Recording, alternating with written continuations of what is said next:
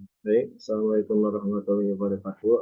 Perkenalkan, nama saya Rizky Irawan. Saya dari kelas PI 12C dengan NIM 22416226 saya dari Prodi Teknik Industri Universitas Bana Perjuangan Karawang. Sebelumnya saya ucapkan terima kasih kepada dosen pembimbing saya, yaitu Pak Fatur Rahman, sebagai dosen proses manufaktur. Mudah-mudahan Bapak bisa memberikan saya yang terbaik untuk pembelajaran proses manufaktur ini. Sebelum saya masuk ke materinya, pastikan adanya pendahuluan, yaitu dari segi pengertiannya, yaitu plastik adalah bahan yang terdiri dari berbagai macam senyawa organik, sintetis atau semi sintetis yang mudah dibentuk dan bisa dibentuk menjadi benda padat. Jenis plastik dapat dikategorisasikan dengan banyak cara, tapi paling umum dengan melihat tulang belakang polimernya, yaitu seperti penicillin klorid, polyserin, akrilik, silikon, uretin, dan lain-lain. Istilah plastik mencakup produk polimerisasi, yaitu proses reaksi molekul melembar bersama dalam reaksi kimia untuk membentuk tiga dimensi jaringan atau rantai polimer. Sintetik atau semi sintetik, mereka terbentuk dari kondensasi organik atau pembahan polimer dan bisa juga terdiri dari zat lain untuk meningkatkan performa atau ekonomi perjalanan. Selanjutnya yaitu sifat dan karakter plastik. Sifat-sifat plastik berdasarkan dari plastik tersebut yaitu tidak tembus air, mudah dibentuk dan dicetak, lentur, tembus pandang, dan isolator ya. Yaitu tidak area listrik ya.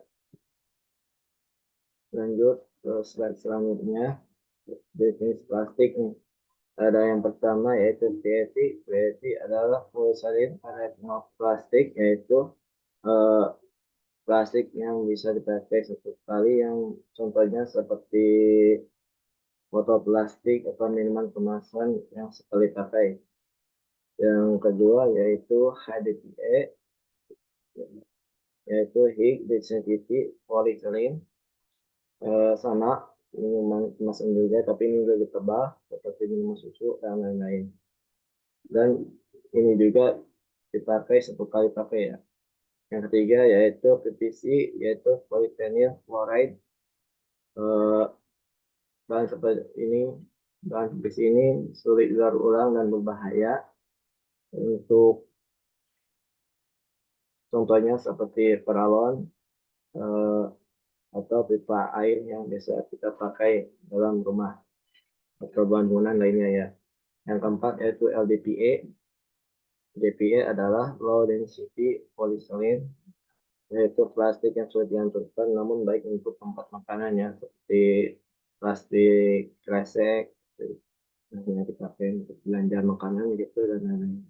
Yang kelima yaitu PP. PP yaitu polypropylene, yaitu pilihan yang terbaik untuk bahan plastik penyimpanan makanan dan minuman ya. Jadi ini sangat baik untuk makanan dan minuman karena dari zat yang berbahaya untuk digunakan sehari-hari dan bisa dipakai berkali-kali. Yang keenam yaitu PS polystyrene, dan untuk anjur pemakaiannya ini dihindari ya, jangan dipakai karena eh, mengandung bisa zat-zat plastiknya itu bisa larut dan lainnya, bisa membahayakan kesehatan, tidak baik untuk kesehatan eh, jangka panjang. Yang ketujuh yaitu yang lain-lainnya seperti penggabungan plastik yang dengan yang lainnya seperti akrilik ya, polikarbonat, polyester fiber, fiberglass dan lain-lain. Nah, seperti kacamata gitu kan, itu kan eh, ada yang seperti kaca tapi kan buat plastik juga gitu. Ada gelas ya, ada gelas itu yang ada gelas yang buat dari plastik juga tapi bening gitu kayak kaca ya, gitu contohnya. Dan untuk proses manufaktur plastik yaitu yang pertama ada injection molding, yaitu biji plastik atau pilot yang dialirkan dan oleh sekrup di dalam tabung yang berpanas diinjeksikan dalam cetakan. Yang kedua, adopsi biji plastik yang dialirkan oleh sekrup di dalam tabung yang panas secara kontinu ditekan melalui sebuah orifice sehingga menghasilkan penampang yang kontinu. Yang ketiga, thermoforming, temparan plastik yang dipanaskan ditekan dalam suatu cetakan. Yang keempat, dual molding ya. Biji plastik yang diletakkan oleh sekrup dalam tabung yang panas setelah kontinu diinduksi membentuk pipa, kemudian ditiup dalam cetakannya seperti berasnya itu botol plastik ya, botol plastik dan lain-lain yang berongga di tengah. Nah, yang dari keempat tadi yang saya akan dalami yaitu mesin manufaktur plastik injection molding. Nah, apa itu injection molding ya? Nah, injection molding adalah suatu metode material plastik di mana material yang meleleh karena pemanasan ya. Ya, injection molding merupakan suatu proses material termoplastik. Injection molding menggunakan sepertiga dari keseluruhan resin yang dikonsumsi dalam pemrosesan termoplastik ya. Nah, di sini ada upar. Upar itu adalah merupakan merupakan komponen yang berguna untuk memasukkan material plastik ya, biji plastik tersebut tadi masukkan ke upar sehingga akan masuk ke barrel atau penampak atau tempat pelelehan eh, pelelehan biji plastik sehingga didorong oleh skru sehingga akan terdorong ke nozzle dan nozzle akan mengisi mold yang di tengah ini dan setelah diisi akan proses pendinginan. Setelah proses pendinginan akan menjadi mold venting cylinder akan memotong sehingga produk akan eh, akan jatuh atau bisa atau diterima oleh operator. Selanjutnya di dalam mesin injection molding, yang pertama mesin injection molding mulai tercatat dan dipatenkan pertama kali pada tahun 1872 di Amerika Serikat yang digunakan untuk proses seluloid itu seperti plastik yang plastik tadi ya yang lembut dan bisa eh, digerakkan yang elastis. Yang kedua, pada tahun 1920-an di Jerman mulai dikembangkan mesin injection molding yang dioperasikan secara manual, di mana ketika mesin menggunakan tuas. Tapi setelah cetakannya, setelah diinjeksi gitu kan di dalam cetakan, maka untuk memotongnya itu memakai tuas. Nah, pada tahun 1930-an ketika mulai adanya resin sedia, mulai ada dikembangkan mesin injection molding dapat efisien sama hidrolik kompetitif single stage cylinder. Yang keempat, pada tahun 1946, James Henry membuat mesin injection molding berupa single stage breaststroke casing screw yang pertama kalinya. Mulai tahun 1950-an, Rayleigh dan Taimer mulai menggunakan sebagai komponen proses injeksi. Rayleigh dan Taimer, sorry. Jadi sudah otomatis gitu ya. Jika berapa berapa persendingan, berapa detik atau berapa lama yang dibutuhkan untuk persendingan itu akan dipotong sendiri oleh mesin cylinder plane. Nah, keuntungan penggunaan injection molding yaitu yang pertama pelapor bisa membaca dan mendesain bentuk produk berongga, berdinding tipis, ataupun tebal dan berbentuk batang atau pipa ya. Karena eh, dan mesinnya sendiri kan bisa ini tergantung cetakan yang bisa berluasa ya, bisa mengikuti. Yang kedua, kepawaian produk lebih tinggi akibat adanya ruang kosong ya.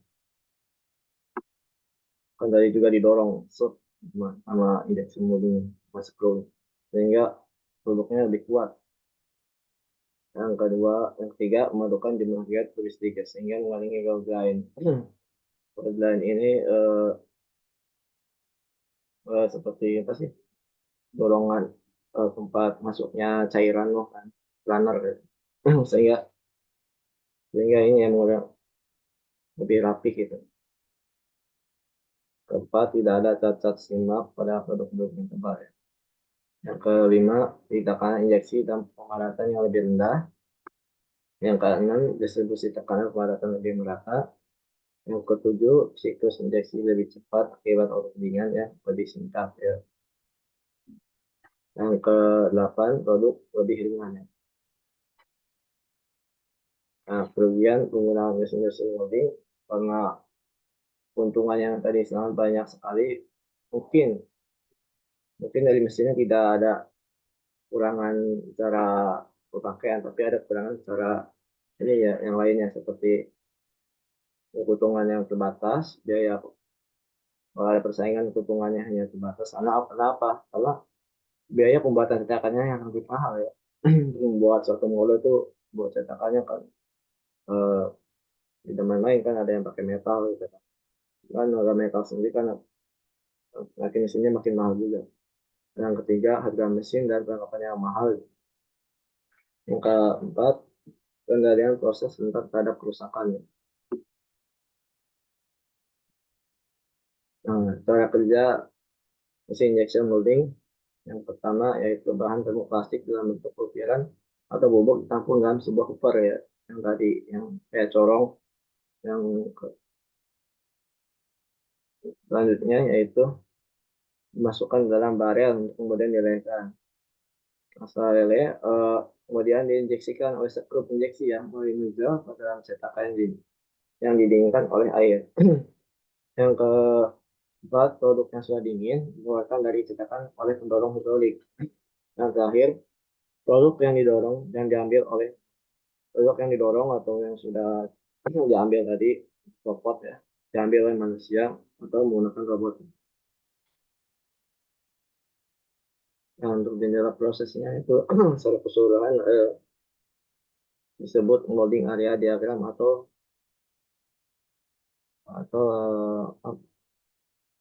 sebuah indikator seberapa jauh kita bisa memvariasikan proses dan masih bisa membuat produknya memenuhi syarat.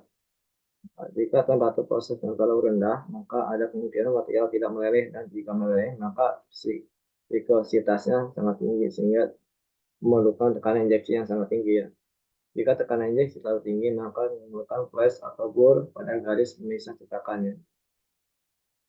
Jadi ada ketentuannya untuk temperatur dan eh, timer untuk menginjeksinya. Nah, jadi sini sih mesin injection molding ada dua tipe, dan di tipe ini ada dua juga. Untuk tipe yang pertama berdasarkan metode pengecekan cetakan, ada pertama pengecekan toggle dan pengecekan hidrolik ya. Toggle itu yang tadi dipecah, dan ini yang sudah otomatis. Yang kedua, tipe yang kedua berdasarkan proses pemilihan biji plastik atau single stack plunger, ada dual stack screw plunger, ada single stack sorting screw. Nah, ketiga, berdasarkan tunas mesin injection molding berdasarkan gaya pengecekan maksimum yang bisa dibedakan. Misalnya mulai dari 5 ton untuk menghasilkan produk seberat 10 gram, sampai dengan 5.000 ton untuk menghasilkan produk seberat 50 gram ya. Nah, gambar bagian injection molding, nah ini ya, stack screw, preservation mold. Nah, jadi sebenarnya hanya satu ya, single stack. Dari injection piston ini akan memberikan tekanan, motor ini akan tekanan ke injection piston ya. Tutuper ini akan dimasukkan biji plastik dengan akan jatuh, akan masuk ke barel ya, ini tempat tabung pelelehannya, akan masuk sendiri karena tekanan gravitasi dan akan didorong dan pressure dan injeksi ke mold. Dan kalau dari nozzle ke nozzle akan masuk ke mold, dari mold akan dingin ya, akan kalau sudah terisi penuh akan melalui proses pendinginan. Setelah dingin dan bisa dipotong, makan dipotong oleh mold frame system sehingga produk jadi dan bisa diambil.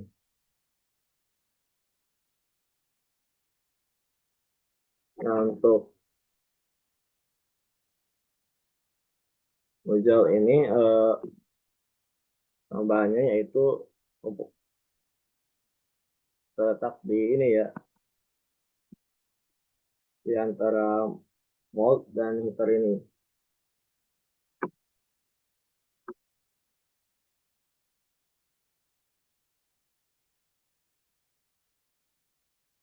Komponen utama mesin injection molding. Yang pertama, unit injeksi bagian dari mesin injection molding dapat fungsi untuk mengalirkan partikel plastik dari cooker, barrel, dan screw ya. Nah, untuk yang kedua ada mold, bagian dari mesin injection molding di mana plastik meleleh dicetak dan didinginkan. Nah, yang ketiga, unit pencetakan bagian dari mesin injection yang berfungsi untuk mencetak mold pada saat injection material ke dalam cetakan sekaligus menyediakan mekanisme pengolahan produk dari mold. Nah, ya, injeksi ini untuk menaikkan partikel plastik tadi ya, sering menginjeksi plastik mentah tadi, melelehkan sebagainya. Yang kedua ada mold juga nih ya, yang membentuk dan mencetak ini ya, mendinginkan produk yang akan dibuat. Yang ketiga yang mencetak yaitu yang tempat yang mesin injection molding yang untuk memotong mengeluarkan produk dari mold tersebut. Baik, segitu saja langsung presentasi dan penjelasan proses manufaktur plastik dengan mesin injection molding dari saya. Kurang lebihnya mohon maaf. Wassalamualaikum warahmatullahi wabarakatuh.